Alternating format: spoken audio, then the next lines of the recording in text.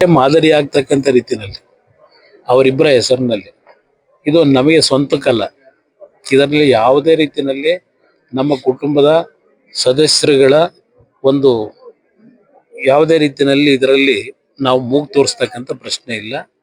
ಒಂದು ಸಾರ್ವಜನಿಕವಾಗಿ ಸಾರ್ವಜನಿಕರಿಗೆ ಒಂದು ಉತ್ತಮ ಅಂತ ರೀತಿಯ ಪ್ರಾಮಾಣಿಕವಾಗಿ ಜನಸೇವೆ ಮಾಡ್ತಕ್ಕಂಥವ್ರನ್ನ ಗುರುತಿಸಿ ಈ ಸ್ಥಳದಲ್ಲಿ ಏನು ಒಂದು ನೋಡ್ಕೊಳ್ತಕ್ಕಂಥ ವಿಷಯದಲ್ಲಿ ಒಂದು ಪ್ರಾಮಾಣಿಕವಾಗಿರ್ತಕ್ಕಂಥವ್ರನ್ನ ಸೆಲೆಕ್ಟ್ ಮಾಡಬೇಕು ಅಂತ ಇದ್ದೇನೆ. ಅದನ್ನು ನಮ್ಮ ತಂದೆಯವರ ಜೊತೆ ಮಾತಾಡಿದ್ದೇನೆ, ನಮ್ಮ ಕುಟುಂಬದ ಸದಸ್ಯರ ಜೊತೆನೂ ಮಾತಾಡಿದ್ದೇನೆ. ಯಾವುದೇ ರೀತಿಯ ರಾಜಕೀಯದ ಸೋಂಕು ಈ ಸ್ಥಳದಲ್ಲಿ ಇರಬಾರದು. ಯಾವುದೇ ಕಾರಣಕ್ಕೂ ರಾಜಕೀಯಕ್ಕೆ ಮಹತ್ವ ಕೊಡ್ತಕ್ಕಂಥ ಪ್ರಶ್ನೆ ಇಲ್ಲ. ಈ ಸ್ಥಳದಲ್ಲಿ ನಾವೇನು ಈ ಭಾಗದ ನಮ್ಮ ರೈತರು, ಬಹುಶಃ ನಾನು ಈ ಒಂದು ಕೆಲವು ರೈತರನ್ನ ಕರೆಸಿ ಮಾತಾಡಿದಾಗ ಅವರು ಅತ್ಯಂತ ಸಂತೋಷದಿಂದ, ನೆನ್ನೆನೂ ಸಹ ಕರೆಸಿದ್ದೆ, ಅವರೆಲ್ಲರ ಜೊತೆನೂ ಮಾತಾಡಿದ್ದೇನೆ.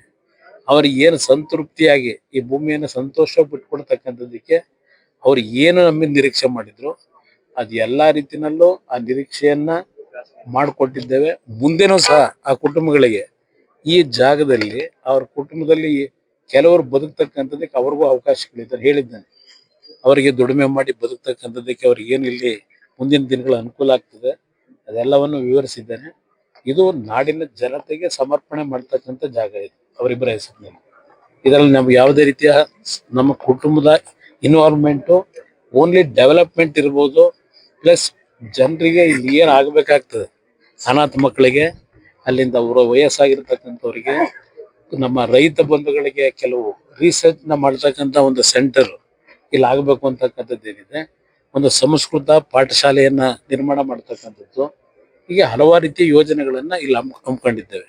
ಅದಕ್ಕೆ ಧಾರ್ಮಿಕವಾಗಿ ನಡೆಸ್ತಕ್ಕಂಥ ಕೆಲವು ವ್ಯಕ್ತಿಗಳನ್ನ ಮತ್ತು ಸಾಮಾಜಿಕವಾಗಿ ಯಾವುದೇ ರೀತಿಯ ಸಮಸ್ಯೆಗಳಿಲ್ಲದೆ ಸ್ವಾರ್ಥದ ಒಂದು ಭಾವನೆಗಳನ್ನು ಇಟ್ಕೊಳ್ಳದೆ ಸಮಾಜದ ಕಷ್ಟದ ಇರತಕ್ಕಂಥವ್ರನ್ನ ಅವರ ಮಕ್ಕಳ ರೀತಿ ನೋಡ್ಕೊಳ್ತಕ್ಕಂಥ ವ್ಯಕ್ತಿಗಳನ್ನ ಆಯ್ಕೆ ಮಾಡ್ಬೇಕು. ನಾನು ಆ ವಿಷಯ ನಮ್ಮ ಅಣ್ಣ ತಮ್ಮದ ಜೊತೆನೂ ಚರ್ಚೆ ಮಾಡಿ ನಿರ್ಣಯ ಮಾಡ್ತೀವಿ. ಬಹುಶಃ ಇದು ಒಂದು ಮಾದರಿಯಾಗಿ ಈ ಭೂಮಿ ಇರೋವರೆಗೆ ಶಾಶ್ವತವಾಗಿ ನೆಲೆಸಿ ನಮ್ಮ ತಾಯಿ ತಂದೆಯ ಹೆಸರಿನಲ್ಲಿ ಅವರಿಗೆ ಬದುಕಿಗೆ ನೆರಳಾಗ್ತಕ್ಕಂಥ, ಬದುಕಿಗೆ ದಾರಿ ತೋರಿಸ್ತಕ್ಕಂಥ ಯೋಜನೆಗಳನ್ನ ಇಲ್ಲಿ ಮಾಡಬೇಕು ಅಂತಕ್ಕಂಥದ್ದಕ್ಕೆ ಈಗಾಗಲೇ ಒಂದು ನೀರಿನ ಚೀಲ ತಯಾರು ಮಾಡಿ ಇಟ್ಟಿದ್ದೇನೆ. ನಾನು ಅದನ್ನೆಲ್ಲವನ್ನ ನಮ್ಮ ಕುಟುಂಬದ ಸದಸ್ಯರ ಜೊತೆ ಹಂಚ್ಕೊಂಡಿದ್ದೇನೆ.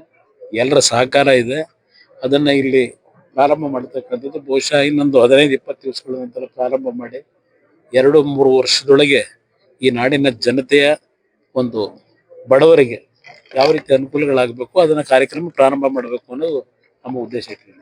ನಿರ್ಭೀತ, ನಿಷ್ಪಕ್ಷಪಾತ, ವಿಶ್ವಾಸಾರ್ಹ ಸುದ್ದಿಗಳಿಗೆ ಮತ್ತೊಂದು ಹೆಸರಾಗಿರೋ ನ್ಯೂಸ್ 18 ಕನ್ನಡ ಈಗ ಆಪ್ನಲ್ಲೂ ಲಭ್ಯ ಇದೆ. ದಯವಿಟ್ಟು ಇಲ್ಲಿರೋ QR ಕೋಡ್ ಅನ್ನ ಸ್ಕ್ಯಾನ್ ಮಾಡಿಕೊಂಡು ಆಪ್ ಡೌನ್ಲೋಡ್ ಮಾಡೋದಕ್ಕೆ ಮರಿಬೇಡಿ. ನಿಮ್ಮ ಬೆಂಬಲ ಹೀಗೆ ಸದಾ ನಮ್ಮೊಂದಿಗಿರಲಿ. ಧನ್ಯವಾದ.